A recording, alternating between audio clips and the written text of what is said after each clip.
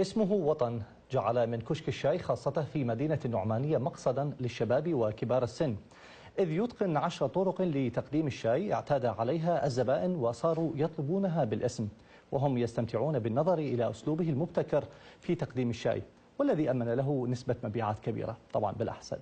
أكرم ربيعي كان هناك.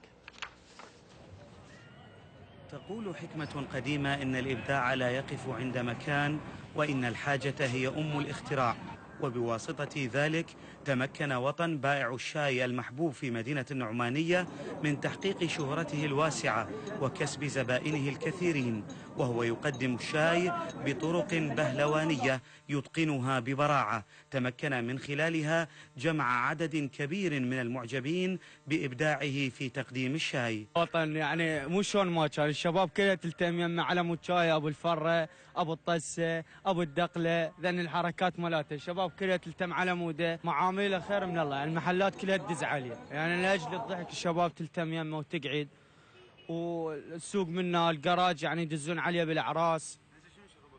شربني شاي ابو الطسه وابو الدقله والتموا الشباب يضحكون. شاي وطن هواي احسن من البيت. اولا تجي تضحك، تروح البيت ماكو لا غاز لا ما ادري شنو. وطن هنا نجي يوميا بالليل نتعلى اليمه. يعني وطن عنده شاي ابو الفره ابو الدقله، مرات يحط السكان بالقاع يصب هو واقف، يعني ماكو هيجي قاعده كوميديه مثل ما يقول. يعني مرتاحين كلش هنا النعمان كلش مرتاحين بوطن.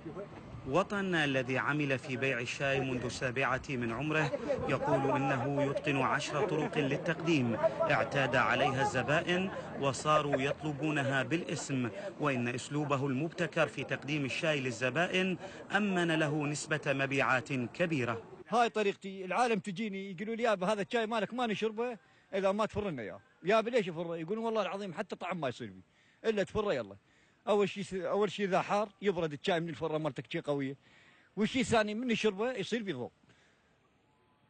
أنا ما على باب الله كيف شغلك تمشي، أريد العالم تجي حتى تسوي شاي أسوي له بالفرة، لا خايف على يدي، لا ذراعي ينكسر، لا يدي بيصير.